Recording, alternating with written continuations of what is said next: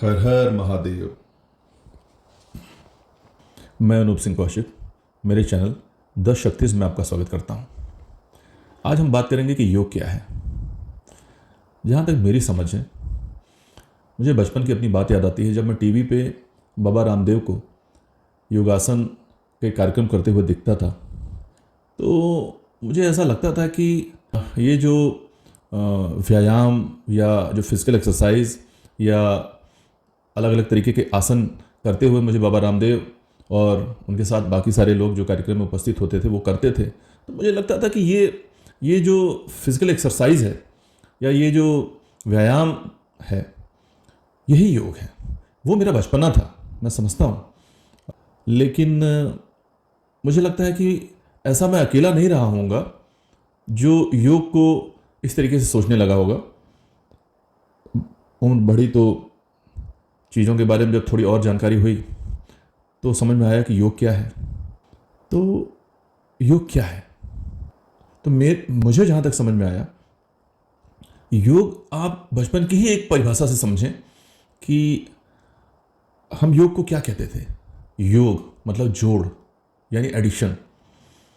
तो यहाँ योग का क्या मतलब है, कैसा योग, कैसा जोड़, कैसा एडिशन। तो अगर योग की बात करें, अगर आध्यात्मिक तरीके से योग की बात करें, तो हम जीवात्मा का परमात्मा से योग, परमात्मा से जुड़ाव, इसे योग कहते हैं। या दूसरे तरीके से आप कहें कि हम इंसान का हमारे भगवान से जुड़ाव, हमारे भगवान से लगाव, नर का नारायण से जोड़, नर का नारायण से लगाव।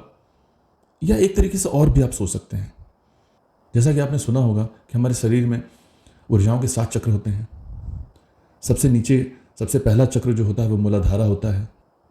मूलाधार चक्र जो है हमारे गुदा स्थान के ऊपर होता है। वहाँ पे शक्ति का निवास होता है। और सबसे ऊपर मस्तिष्क के ऊपर सहस्रार चक्र होता है, वहाँ पे भगवान शिव का निवास होता है। और ऐसा कहा जाता है कि योग के माध्यम से, साधना के माध्यम से मूलाधारा में स्थित जो शक्ति है उसको सुषुम्ना नाड़ी के माध्यम से जब ऊपर उसको उठाते हैं, जब ऊपर वो उठती है और ऊपर जाके जब सहस्रार में भगवान शिव से मिलती हैं, शक्ति का भगवान शिव से वहाँ मिलन होता है, तो उसको योग कहते हैं। उसको, उस मिलन को योग कहते हैं, उस जुड़ाव को योग कहते हैं। तो ऐसे हम योग के बारे में अलग अलग तरीके से समझ सकते हैं। आप योग के बारे में क्या समझते हैं, कमेंट बॉक्स में कृपया बताइएगा। हर हर महादेव।